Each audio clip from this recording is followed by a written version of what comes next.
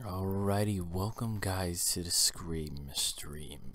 And basically this is a new addition to my YouTube channel where I might be streaming late at night some creepy pastas and some scary stories. This is going to be a stream dedicated to that, so I hope you guys enjoy. I am going to do an intro for you, and then we're going to just look at some creepy pastas and narrate them, have some fun. It's not going to be incredibly great, but let's just see where this journey takes us.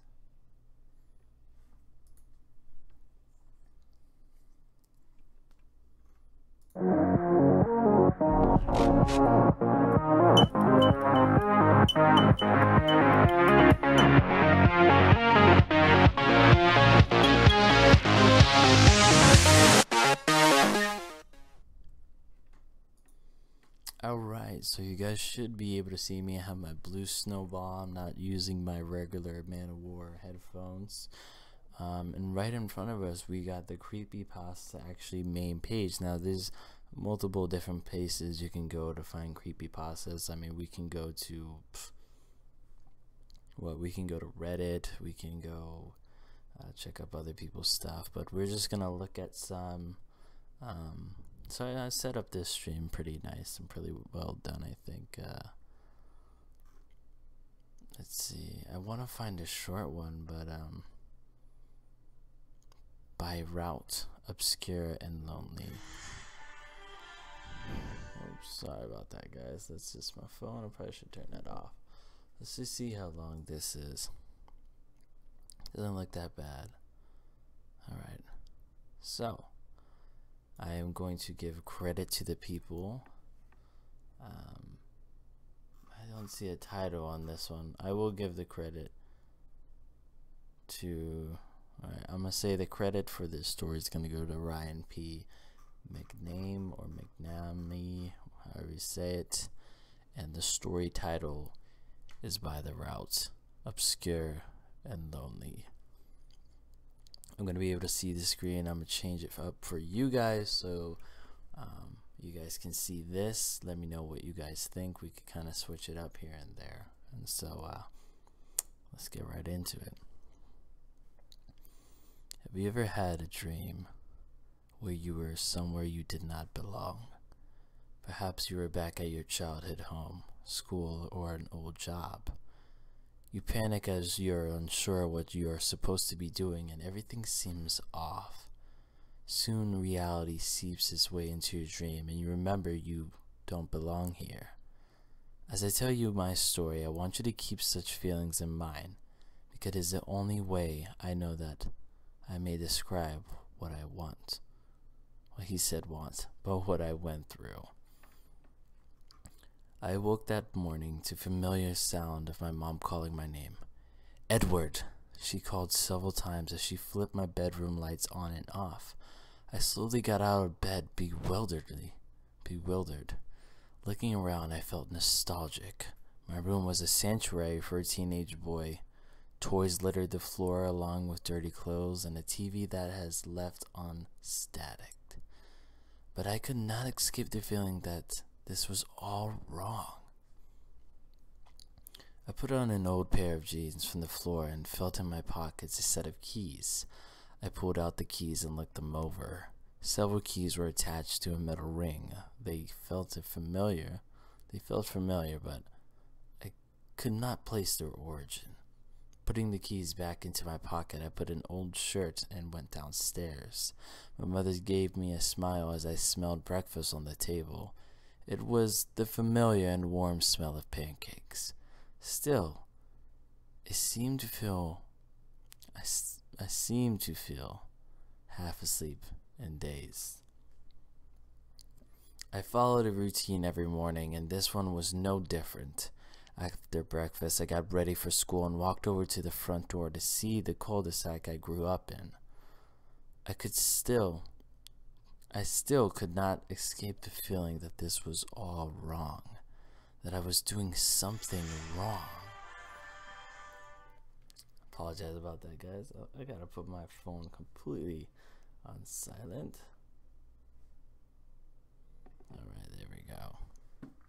let's restart that.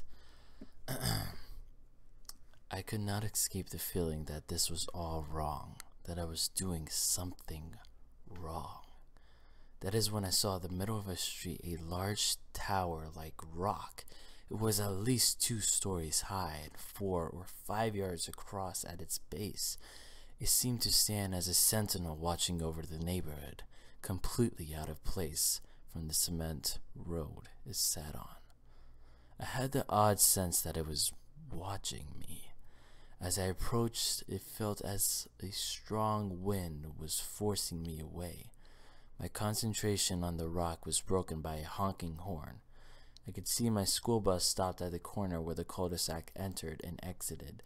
Students loaded onto the bus and I made a run for it, fearing I would be late. It's getting interesting. As I rushed on the bus, I was met with staring faces. They all watched me coldly as I found an empty seat. I felt their eyes on me as the bus started to move. It was deadly quiet except for the hum of the bus's motor. I put my head against the window and shut my eyes to escape.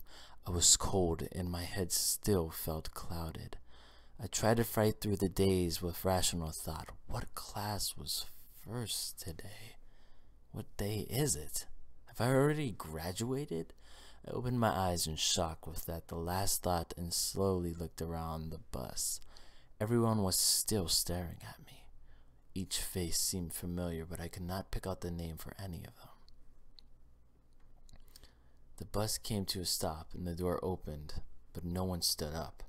They all still sat watching me. I rushed off the bus and onto the street when the door closed behind me and the bus drove away still full. I looked at the school with distress. The building was familiar, but also altogether different than any other building I once learned in. I turned around and started to walk hastily away. I had no destination other than away. I desperately tried to clear my head of the fog I felt. Everything seemed nostalgic but unknown. I had no idea where I was, and it was growing worse the further I walked. The clouds in my head grew worse as well, and I felt dizzy. Soon I had no idea which way I had come from. I had passed people on the streets, but they all ignored my confusion. I did not wish to question any of them, and I grew paranoid as I was being followed. Each step I took felt like I was climbing a mountain as I grew weaker and weaker. I fell and crawled on all fours trying to find my way. Around me, people still walked on, ignored my plight as I completely collapsed to the ground. I then awoke in the same bed as that morning, my mom flipping the bedroom lights on and off, calling my name. I remember a part of a poem about dreams that has stuck with me since then. By route obscure and lonely, haunted by the ill angels only, where an Idion named Night on a black throne reigns upright. I was stuck in such a dream, but it was not a dream as well. The pillar was the black throne, and something indeed haunted me. Even lying in the bed of my youth, covered in blankets, I felt cold. My fingers and toes grew numb. The room seemed a stranger to me. It was wrong, but I cannot describe why. I did not want to leave my bed and feared the end if I stayed. Quickly, I got up and dressed. I rushed out of the front door, this time without eating breakfast or even looking at my mother. The moment I opened the door, I was greeted by the stone sentinel in the middle of the cul-de-sac. It seemed to stare at me. I tried to approach the spire, but was met with a pain in my skull, and a force I could not pass. I looked up at the tower and saw something quickly climbing away from my sight. A dark figure that moved with speed like a cockroach. The longer I looked, the more fear I had entered my mind. I started to run and was met by the school bus driver The school bus driving away. From the back window, faceless children stared at me. I ran in the opposite direction, away from the bus and away from the cul-de-sac. I ran as fast as I could, but as soon as I ran out of breath and had stopped for air, when I looked around, I saw that I was standing in front of the school, despite my efforts to run in the opposite direction. Looking at the building, I felt a sense of unease and loneliness. Still, I felt drawn to it. The world around me seemed bleak and colorless. The school was the only way forward. I pushed the large double doors and entered empty hallways. There was an eerie silence. I walked the halls, passing classrooms filled with children. Looking through a door window, I could see them sitting in their desks with blank expressions. They were motionless. Like looking at a paused movie, I crept away from the doors and tried to remember the school's layout from my memory, but I could not. I tried to remember my classrooms, my teachers, or locker, but I could not recall any of them. It felt like white noise in that part of my memory. An ear-shattering school bell rang, causing me to cup my ears with my hands.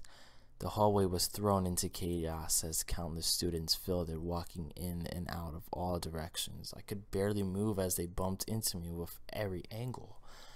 I felt a jab in my gut as if one of the students had punched me. Looking down, I saw my shirt stained with blood.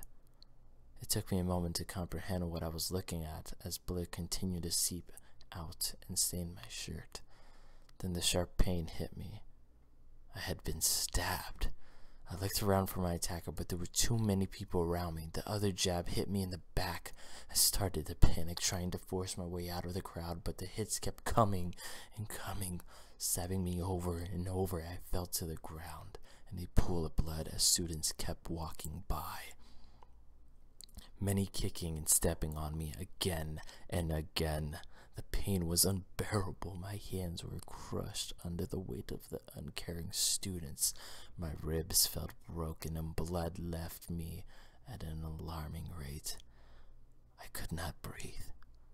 I was choking as the familiar and iron taste of blood filled my mouth. A buzzing filled my ears as my vision filled with static, then went black. I awoke again. Edward! A voice calling to accompanied by the clicks of a switch being turned on and off. I slowly opened my eyes and was greeted by the room that was like my bedroom. However, the floors and walls were devoid of any personality. The colors seemed bland and dull. Edward. A voice called again. This voice lacked any familiarity. It was like hearing a robot imitate speech. I looked at its source and saw a woman very much the same size and shape of my mother, but her face, it was blank. A blur where her face should be as I tried to recover my mother's face in my mind, and I couldn't. I could not remember her face or voice. I started to panic as I searched and searched in my head for my mother. The figure in the doorway turned away, satisfied that I was awake. My panic turned to misery as I searched my memory. I could not remember something that seemed missing before. The church, the coffin, the nights I spent crying. My mother died years ago. I sat there lost for a moment as the sad memories came back to me. Then my sorrow turned to anger. My body was shaking with rage. It was enough to chase out any fear and confusion from my mind. The days that surrounded me till now had started to fade. I got out of bed, walked out the bedroom door. This time I did not get changed. I was already wearing jeans and a jacket. I did not look at the visage of my mother on the way out of the house. I did not want to acknowledge that it even existed. I walked out the front of the house without shutting the door behind me. This time no cul-de-sac greeted me. Gone were the concrete streets. Instead there was grass. There were no other houses, only trees. The morning sun was replaced by a nearly full moon. A small clearing gave way to the large stone pillar. Looking around, even the house I came out of vanished. I looked at the dark stone tower. Several creatures crawled along it on all fours. They had dark fur and long arms. Claws grappled the stone with ease, but worst of all was the eyes. Their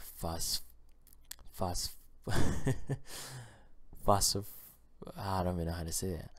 Phosphorescent, like it's almost like fluorescent eyes that seemed to be able to stare into my mind. Summoning all energy, I ran past the tower rock and into the trees. Looking over my shoulder, I could see the creatures moving, climbing, jumping off the rock to give chase. They moved with that normal speed. My hands and feet were numb, but I summoned all my energy to move forward. I kept running, everything but the path forward became a blur. I did not know where I was going, but the direction felt right. I followed the instinct till I passed a line of trees giving way to an open field. Beyond that field, I saw a road with a large semi-truck sitting alone on the side of the road. Hearing the shrieks of the creatures behind me, I saw they stopped at the lines of trees. For a moment, I thought I was safe, that I had made it. But then I saw one of the creatures brave past the trees. I ran again, making my way towards the truck. Instinctively, I reached into my pocket and pulled out the key ring. I did not have to guess the key. I know the one.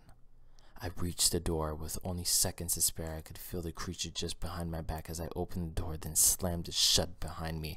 I locked the doors and put it in and proved unnecessary. I could not see the creature anywhere. It was gone, out of the night air. My body began to heat up. My hands cried in pain. I started the truck and drove away, leaving many questions for when I was safe. I immediately took myself to the hospital. The ER gave me plenty of time to think. I did not dare tell the hospital staff the truth. As far as they know, I passed out in the cold for several hours.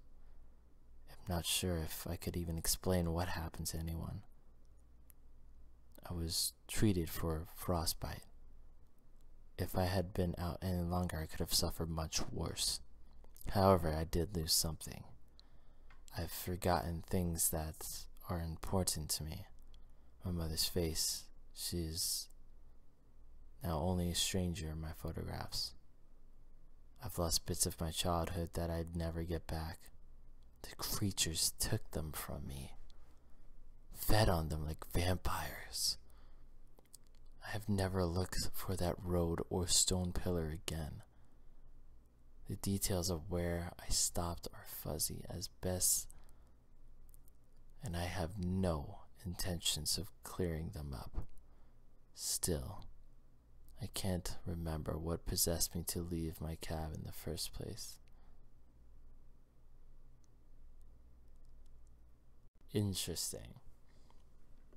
I'm gonna have to re-go through everything to actually listen to myself narrate that, because it was just me going through to understand the story.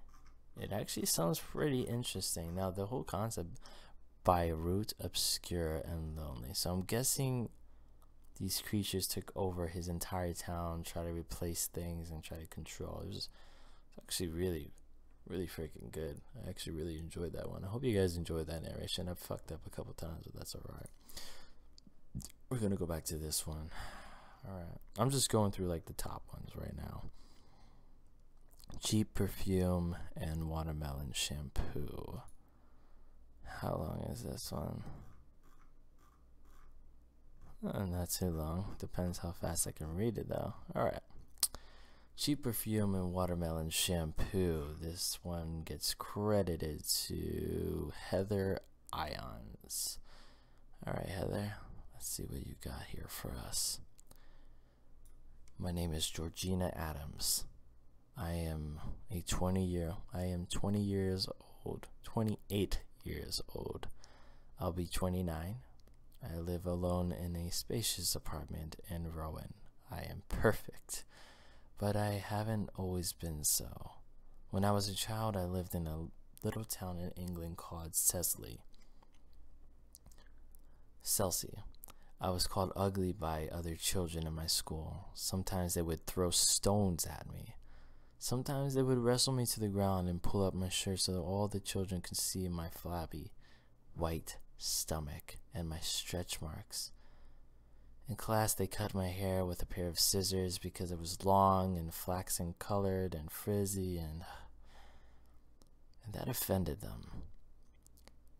Amelia Doherty was my worst tormentor in school, and the self-made scars across both of my upper arms bear witness to this. Now, I'm no longer fat or ugly. I modeled for La Dumpine in Paris. One day, I'm going to be an actress.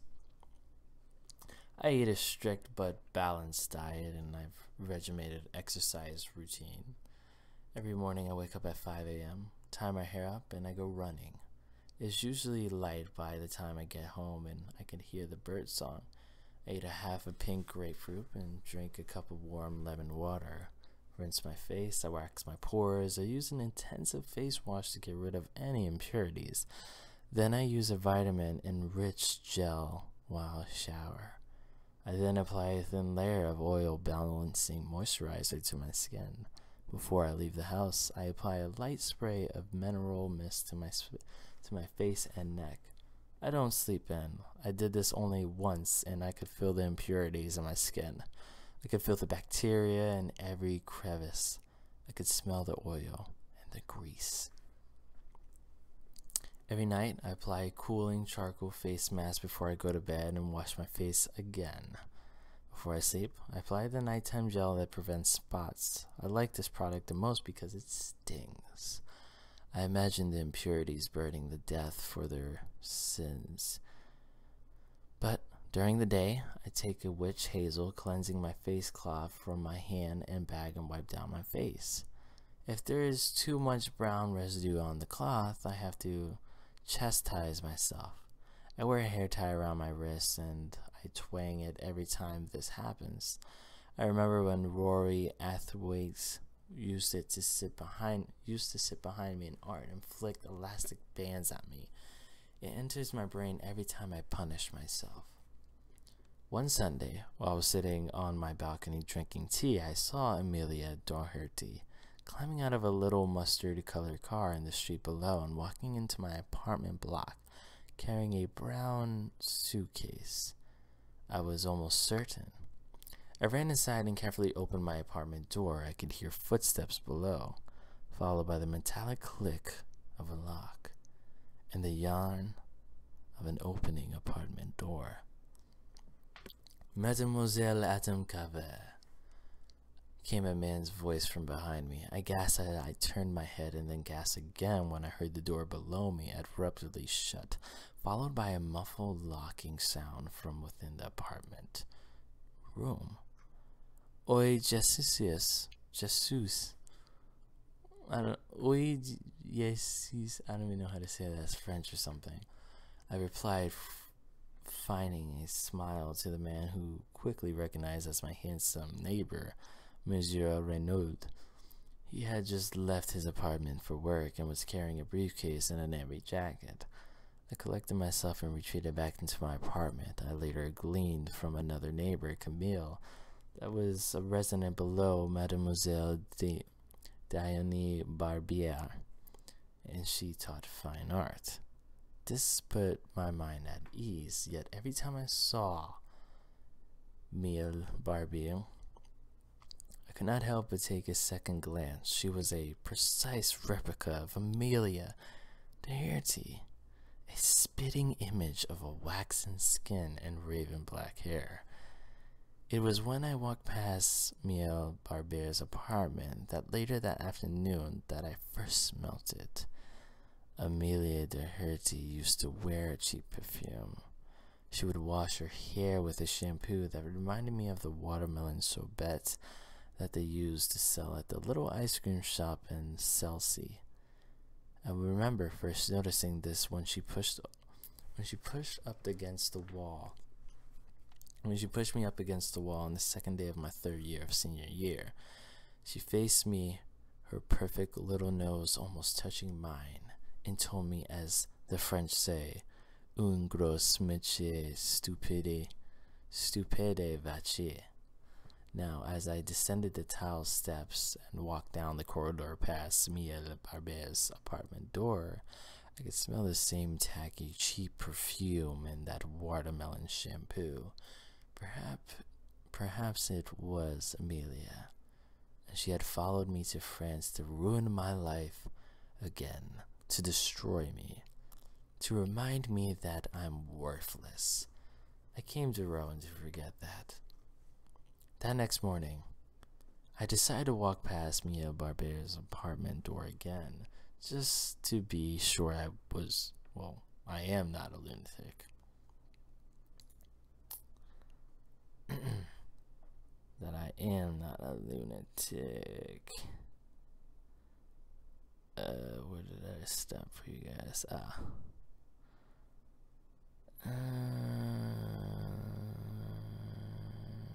Okay. I am not a lunatic. At first, all I could smell was the musty walls and the aroma of sweet pastries filtering through an open window in the passageway. Then as I drew closer, the smell hit me with such potency that I stopped walking and dropped my shopping bag. I turned to Mia Barber's door. It was pure white with a little black spy hole, and several inches from the top. I wondered if she was looking through it right then and there, watching me, delighting in my horror. Another door opened and Camille stepped out, fumbling through her handbag for keys. I asked her if she could smell it too. She inhaled deeply with a smile. She told me that all she could smell were croissants. Then she hurried down the stairs and out the front door. There were only two possible conclusions to this incident. I was, 1, a lunatic, or 2, Camille was lying to me. But why would she lie? My question was unanswered the following morning. I opened the doors of my little balcony and I was met with the voices of 2 women talking in the balcony below. The first voice I recognized to be Camille's, and the second could be none other than Miel Barber, who, I remind you, lived directly below me. They were talking like they were best friends. I couldn't decipher fully what they were saying, but I could hear Camille say my name. My heart stopped. She had betrayed me. Amelia had discovered my happiness and employed Camille to help her thwart it. Always I knew Camille secretly harbored envy towards me since she found out I resigned at Café Breton to model clothes in Paris. Reader, I know this sounds like lunacy, but it actually makes perfect sense. Amelia did the very same thing when she left primary school. She took away my best friend Caroline and turned her against me. Cigarette smoke began to rise from the balcony, and with it, the unmistakable smell of cheap perfume and watermelon shampoo. I shut the doors quickly and ran to the other side of the apartment. Of course, they were using the fragrance as means to contaminate me. Camille must have told her that my skin and my hair are the greatest assets, and so she is going to destroy them with these sickly chemicals. I locked every door or window and stuffed every crevice with tissues. I did not leave the house that day. I laid awake that night thinking about Diomelia. I heard jovial voices from outside. One of them was Mia Barber's and the other was a man's voice. I sat up in my bed when I realized it was Mr. Renaud. Tears rolled down my cheeks. She must have discovered my feelings towards him. It has turned his mind too. It must be the smell that's doing it. Perhaps that's what they can't smell it. I heard them both break into laughter as I thought of this. They can hear me. Suddenly I imagined my perfect little apartment block was a layer of perfect alabaster skin. Each window was a pore, and in the window of Millie Mio Dione Barber's apartment was a blackhead, an ugly, pulsating blackhead. It needed removing. It needed lancing. I needed to cleanse the apartment of impurities. I was hit with a sudden wave of nausea and I ran to the bathroom. I could smell that perfume and shampoo in my own apartment now. In my own apartment. I raised the back of my hand to my nose. It was on my skin and my clothes. The smell was so powerful it was making my nostrils burn. And I gagged and I bulked to the toilet. That's where I fell asleep. I slept through my alarm for the first time in 3 years because I'm pathetic and lazy. Stupid Georgina. Stupid, fat, ugly, pointless Georgina. I said, twangling the hair tie until my wrist is as pink as the sunrise over La Riviere Seine. So much French. Do not worry, reader. I did manage to remove the blackhead out of its pore. I cut it out bit by bit. I cut away the black hair, the vicious tongue, the perfect little nose, every single finger that used to scratch my cheeks until they bled. I carried the fragment little Camino and the Camino to the canal, and then rewarded myself with a cigarette as I drove back home.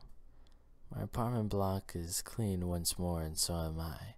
What more, the smell completely disappeared. That night when I let the hot water from the shower wash over me, I was happy for the first time in years. I was euphoric. I was clean. As I watched the red water fade to pink as it spiraled down the plug hole, I smiled.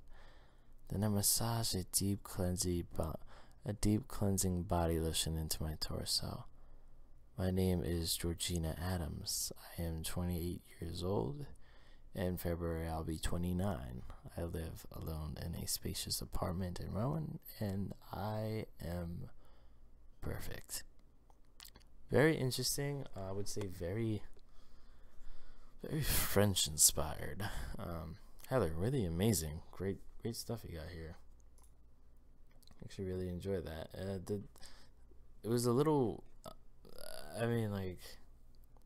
kind of not generic, but like it was like there wasn't really a twist. Like it just jumped. Like I kind of would have wished she like went deep into the gritty details of when she actually went after the girl that bullied her while she was younger. That would have been really cool. I mean, other than us just hearing like tiny little details, like I would have liked her, like, I don't know, somehow, like apparently somehow she removed the cyst and stuff. But alright, let's switch up the scene again for you guys. Alright, like I said, we are just going through the main page creepypastas honestly right now and just seeing what's up. I could go deeper, go into certain specific ones. Like I said, for the sake of this stream right now, we're just going directly down what's on the front page and what's being featured right now. If you guys are watching this as a recording, I greatly appreciate your time. If you're watching this on stream and live, it's an experience. So it's about 33 minutes we've been going at it so far. We can try one more. Let's try to find one that's maybe a little scarier, more realistic. I don't want something that's too extremely long.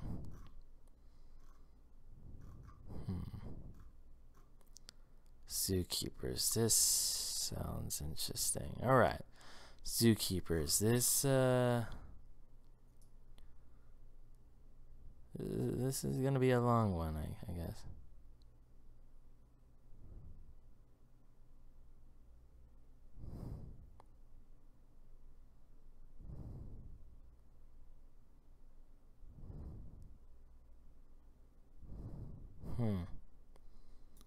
I guess we'll read it. Why not?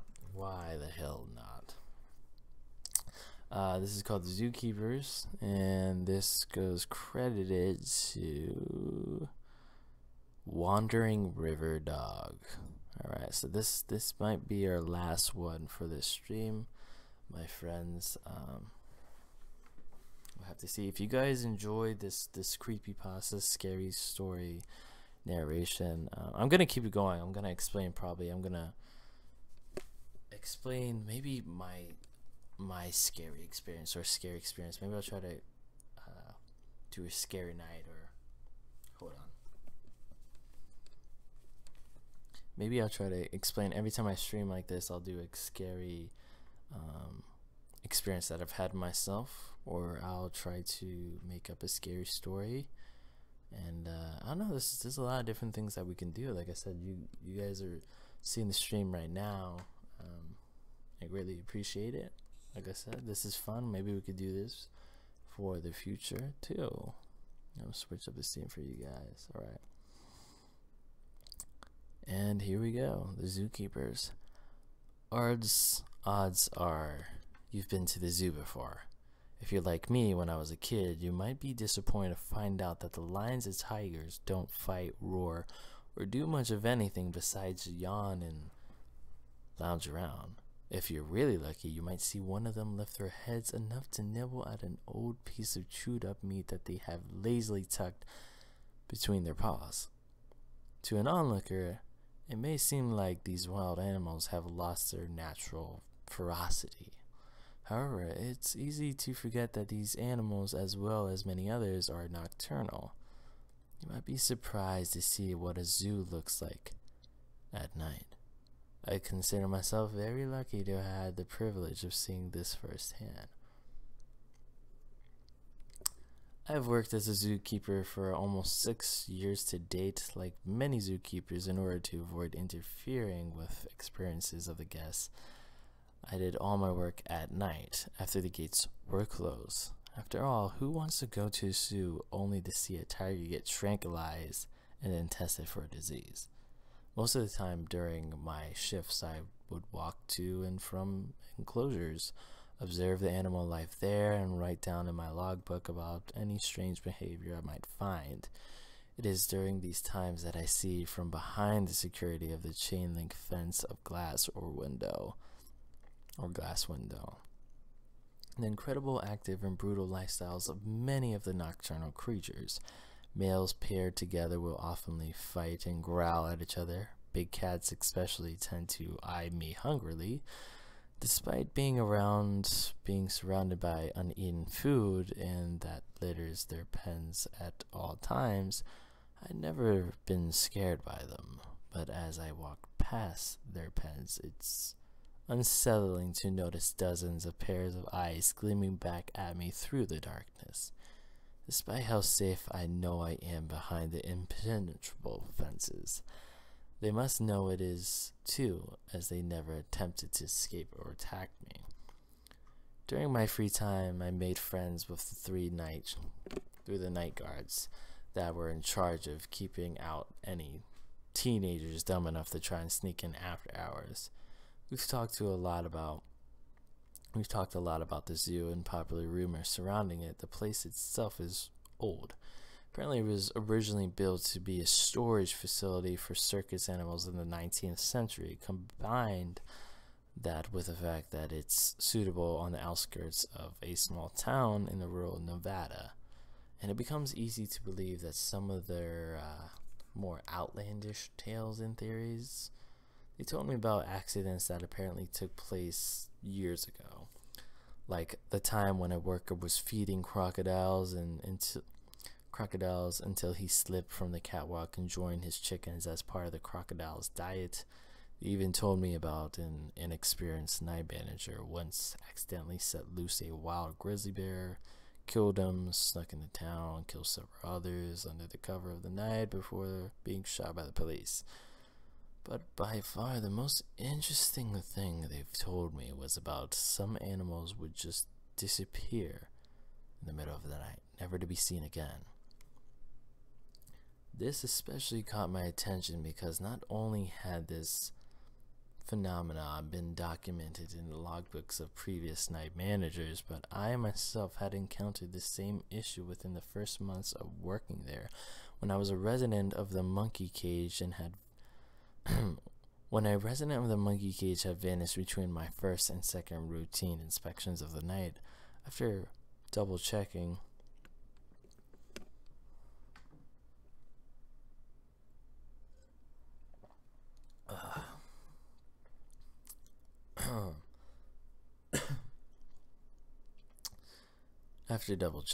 I'd assumed it had somehow gone out, but when I brought the issue to the head management to the morning, I was floored when they frankly told me not to worry. Unlike the night guards who thought that ghosts were involved, I had a feeling that the zoo management had something to do with it. Nevertheless, since my employer didn't seem to care, neither would I. As months passed, I noticed that more animals seemed to vanish almost systematically, but not even the disappearance of an elderly lion seemed to worry management at all. Aside from rumors, the night guards introduced me to the facilities. I had a lot of good memories with the employee lounge and their secret lounge, which was just a cramped little room with a TV. They showed me every bathroom and maintenance building that I would need to use in order to perform my duties, just when I thought I had a good grasp on where every building was and what they were each for. I noticed at the end of my shift one morning, as the first gleams of the sun illuminated the horizon, a distant building that could only be seen if you look in just the right direction from a certain corner of the zoo. It was absent on every map we had, and my boss would just brush me off if I ever asked him about it. The structure was only 1 story high, and upon closer inspection with some binoculars that one of the night guards lent me, it had no windows at all. There were no roads or paths that led to it, and I've never seen anyone use it in any way. It was decent in size, and I thought it was strange that a building like that would be inaccessible and nearly invisible to visitors and workers such as myself. Of course, the night guards had their theories, ranging from power station to animal breeding chamber. I, however, remembered how some animals in the zoo had gone missing, and it dawned on me of the instances I could remember specifically that the animals that had disappeared were always old age, ugly looking, and otherwise unpopular with the guests. I shared with the night guards my theory about the management knew that particular animals were an eyesore, but also knew how hard and costly it would be to get permission from the government to put them down or transfer them. Not to mention the bad publicity. In order to keep things quiet, the unwanted animals were kidnapped at night, euthanized in the mysterious building where their bodies could be cremated and disposed of without the law enforcement catching on. We all laughed at my idea, but I decided to stick to that theory if anyone ever asked, even though no one ever did. As months turned to years, more animals began to disappear, only to be discreetly and quickly replaced with younger ones. My theory didn't seem too far-fetched after all. All the while I was perfecting my nightly routine. After 2 years, I had memorized every enclosure space, created a mental list of animal populations, and minimized the amount of time it took me to complete each task. Eventually, I had over an hour of free time before the end of my shift. At first, I spent the time with the night guards, all while we never stopped wondering about the mysterious building and the missing animals. Then one night, my curiosity got the better of me. It compelled me to discover the truth, like an itch that had been building with each missing animal. As I arrived at the zebra pen for the early night inspection, I found that one was missing. While I would usually just make a note in my report and forget about it, I decided to walk down the path surrounding the enclosure and do a quick inspection. When I reached the furthest corner of the pen, a strange movement caught my eye. I can see in the far distance, lumbering through the underbrush. Through the darkness, I could see that it was large, black, and definitely not a zebra. As I squinted, I could make out that it was dragging something behind it. I placed my clipboard aside, hopped the fence, and followed from the distance. The figure hadn't noticed me, but I could see that I was hauling the big body of one of the zebras behind it. After a short while, I realized they were headed in the direction of the mysterious building that I wondered so much about. This seemed to confirm my belief that the old animals were being taken and executed at night, but I had no way for sure. As we got closer to the building, I realized that the building had been made out of concrete. It was not decorated with paint, tiles, or anything at all. As the figure approached a solid steel door along one of the sides, a security light flickered on and illuminated him. I could finally make out that he had a tranquilizer gun slung across his shoulder, and he wore a torn and dirty lab coat that had turned brown with age. He knocked 4 times, and after a few moments, a mechanical whirling was heard as it slowly swung outward. He inched his way in, dragging the zebra behind him. After several seconds had gone by, the security light turned off, and the door began to close automatically. I sprinted over and slinked inside just in time and managed to avoid tripping the light. The door behind me made a hard mechanical clink as it locked itself. The inside of the building was filled with bleak and empty hallways. Dull fluorescent lights lined the ceiling. Strong metal doors dotted the walls, each with a wire mesh window. I saw the figure as I turned the corner down one of the many hallways. The building was deathly silent except for the shuffling of the worker who was still dragging the zebra. I followed along quietly and peeked around the corner to see the worker shove the animal through an open door. Another person wearing a much cleaner lab coat and holding a clipboard emerged from the same door and closed it behind him. The man with the tranquilizer crossed his arms and said, "I hope you're making progress, Doctor. They warned me that we can't keep taking test subjects like this anymore. People are starting to ask questions. Unless we see some real results today, they may cut you from the program." The other man, apparently a doctor, replied in a hushed tone, and I couldn't quite make out what he said. The two walked down the hallway and disappeared behind a pair of swinging doors. I quickly shuffled down the hallway and started looking into the doors. Each room was identically and was a little more than a concrete cell. Some were empty, but others had animals in them. The conditions were horrific. Nearly all of them looked like they were starving, were lying down, panting heavily. Black bruises covered their bodies. Most of them were unconscious. They wouldn't look at me when I would lightly tap on their glass window. Other animals were missing their eyes altogether. As I progressed down the hallway, it only got worse. A lot of animals were dead. Their bodies seemed partially dissolved by a strange tar substance. By the time I had reached the door where the zebra had been pushed through, the surrounding cells had nothing more than small puddles of bubbling black goo. In the cell where the zebra lay, I could tell that the room had been hastily cleaned, that the concrete interior was a darker shade than most others. Angrily as the cruelty that I had seen, but still a little conscious, I passed through the swinging doors. I found myself standing in a long hallway, and I could make out a distant conversation coming from one end. As I approached the voices, I recognized one of them as the man with the tranquilizer that I had seen earlier. As I got closer, I could see the scientist and a large, hairless lab rat were in a room, behind the large glass door. The man with the tranquilizer and a few other scientists were sitting on metal folding chairs watching.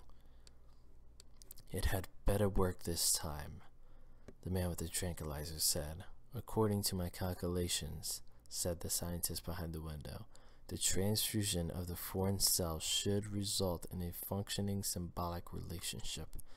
The onlookers nodded in approval, and the scientist withdrew a syringe that filled with dark fluid. He injected it into the rat and took a few steps back. Within the cage, the rat began to run around frantically as a black substance began dribbling out of its mouth and ears.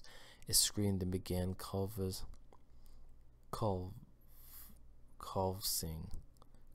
as the dark blotches covered its skin. After a few moments, the creature collapsed and lay motionless as a vicious pus that had been oozing from its face began to cover its skin. It looked like it was coating with bubbling tar. Several seconds went by and no one moved or spoke. I figured that whatever the experiment they planned had been a failure, but the scientists watched it unexpectedly, as did the onlookers. Everything was silent, and I was stifled my breathing to avoid being caught. Then I saw the rat twitch. Its mouth began to open and close very slowly. A low growl resonated throughout the building. It rose to its feet and looked around, despite how his eyes were completely coated with sludge. "Well, this looks promising," one of the onlookers said. "How long is the lifespan?" The scientist behind the glass began explaining his research, but none of them noticed the creature pressing itself against the bars of its cage. He ranted on the black tar and melted off the rat. As the black tar melted off the rat, leaving behind clean, white bones. It seeped throughout the cage and crawled towards him. It was not until he had felt something cold and slimy that the scientist realized that the strange substance had engulfed his shoes and was crawling up his leg. He screamed and tried to run away, but the sludge held his feet in place. The onlookers began to scream. "Seal the room," one of them said. The man with the tranquilizer sprang up and began locking the scientist inside the test chamber. His screams became muffled as the slime reached his face. That was when I knew that it was time to get out of there. As I ran down the long hallway, I could hear an incredible commotion behind me. When I reached the swinging doors leading to the animal containment cells, I pushed against them only to realize that they had been locked remotely. Jesus, still a lot. Okay. It was then that I heard the distinct sound of crashing glass, followed by a chorus of screams and guttural roar. I was so terrified. Instinct took over me and my adrenaline kicked in. I booked it down the hallway and found myself in a warehouse full of shelves and cupboards. I ran down one of the aisles and hid behind a large filing cabinet. By then, the screaming had stopped. The only sounds that could be heard was a shuffling, occasionally scraping sound coming from deep within the hallway. As I looked around, still trembling, I noticed in the dim light that each shelf was crammed with jars and vials. Suspended within them, horrible monstrosities floated with petrified scowls. After peeking out the cabinet, I saw a steel door. It looked strong, but unlike the other door that had foolishly snuck into. I could see a keyhole and a handle, praying that led to outside. I inched toward it, retreated back to my hiding place. However, when I realized how close the scratching had got to the room I was hiding in, it sounded like a dozen people were dragging metal pickaxes across the concrete floor. As the sound became deafening, I could also make out heavy breathing. Whatever had made its way to the doorway, judging only by the noises it made, I could tell it was huge. As it approached me, I realized that it was sniffing the air. Just then, something caught its attention. In an instant, it spun around and bolted through the doorway towards the animal chambers. It must have caught wind of the larger animals that had been kept locked up for so long. I heard a crash as it burst through the double doors. I ignored the squealing of the victims and ran to the door. To my dismay, it was locked. There was nowhere to go. As I heard the thing tear down the door after door and gorge itself, I knew it was only a matter of time before it found me. I banged on the door and yelled, "Let me out, somebody help me." The creature heard me and my heart dropped as I felt the floor tremble with its eager approach. But as I turned to the door for one last desperate effort to escape, and I found the door open. Without thinking, I jumped through. I was able to get one look at the thing before the door closed behind me.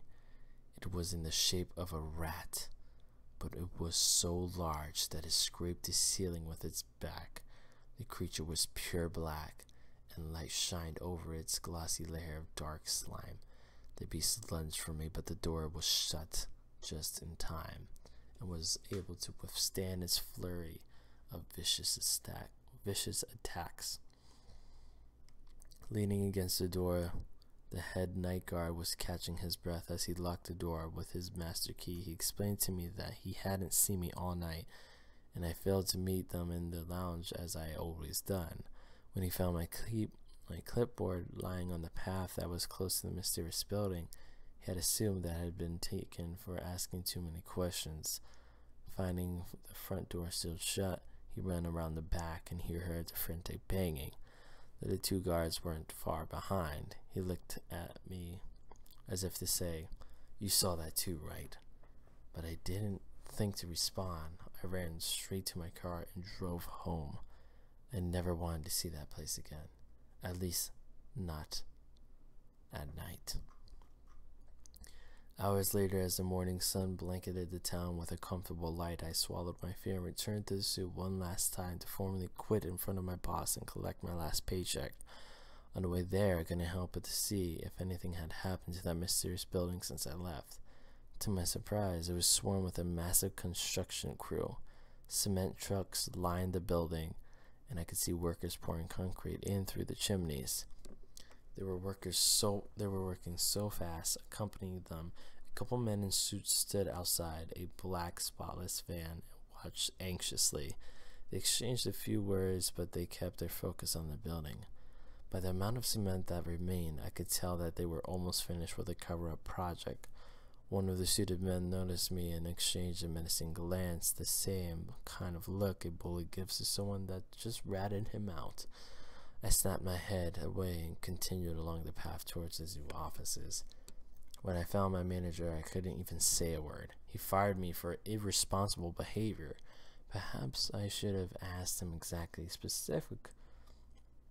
what specific behavior he was referring to, but I was so sick of that backwards zoo. It was psycho management.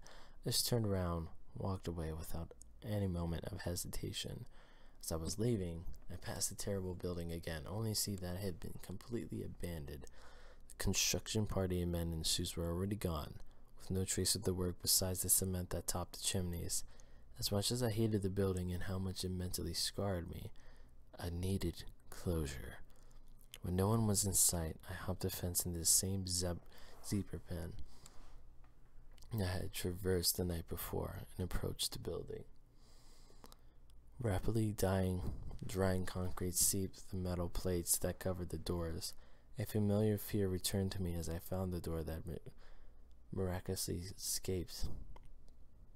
I miraculously escaped from the previous night, less than a day ago. This door was all that stood between me and the hideous creature so terrible. It could not have been from this world. I clutched my heart as I fully realized how close I had been sharing in the horrible fate of the other victims. But then it dawned on me. I had never seen the creature leave the building. Those men surely knew about the incident, but why didn't they get military involved? Why was there no sign of containment? Is it possible that the creature could still be inside, hastily buried as a last resort to hide a terrible secret? I pressed my ear against the metal door. I plunged I plugged my other ear with a finger and strained to listen. Perhaps it was only the screaming of children in the park, or even the cries of the animals in the zoo, but within the deep confines of that concrete prison, I could faintly make out the muffled roar of the beast that seemed to carry all of its rage and hunger through its voice, but it was only for a moment. I have no answers. I don't know what the creature was or what had become of it. If it's trapped inside that lab of atrocities, I pray that it stays buried within its cold and gruesome tomb for all eternity. The day escapes will be our last. As for the zoo, I will never go back. I have already had nightmares, and it probably won't stop anytime soon. I'm considering seeking formal therapy. I don't even care about how much I used to get paid, or how well I got along with the night guards, or how convenient and easy the job was becoming. I'm never going back. On the bright side, I heard that our local Starbucks is hiring. Surviving a monster attack might look good on my resume. I would say that it does, my friend. That it really does. I really enjoyed that story. Interesting, really great, greatly written. I think we definitely need more closure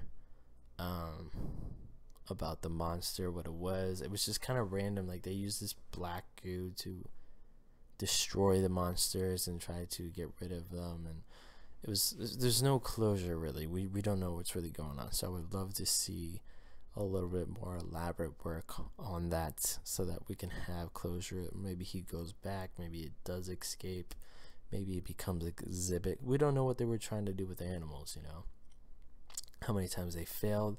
They've been going at it for 6 years. Why is this just now happening? You don't know.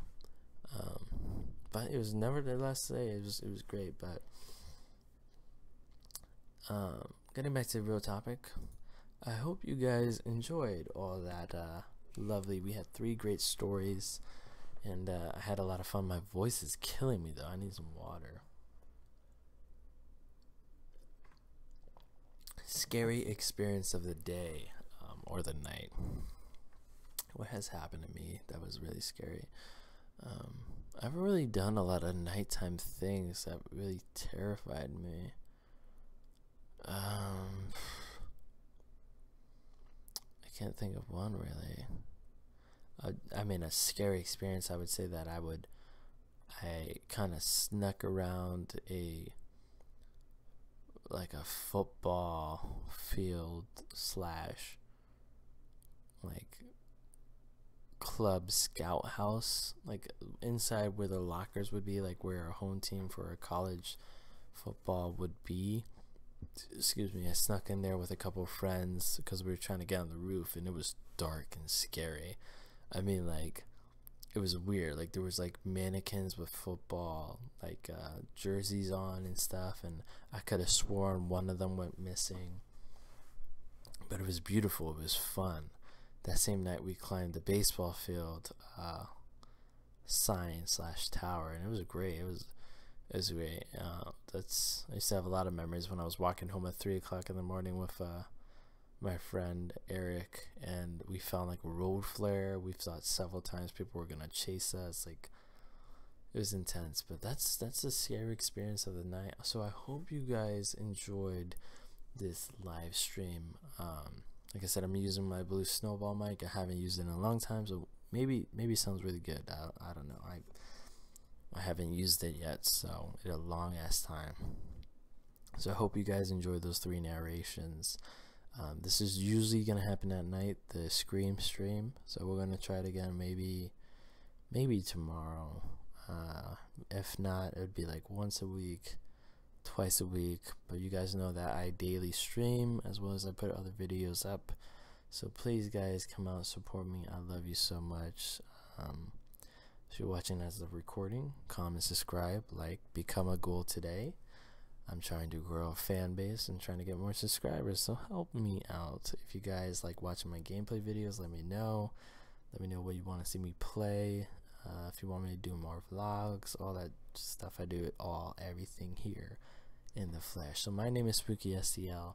I greatly appreciate your guys' time. Hope you enjoy the stories. At the end of the day, guys, please never forget to share the love. And I'm gonna hit you guys out with the outro, and I'll see you guys in the next Scream stream.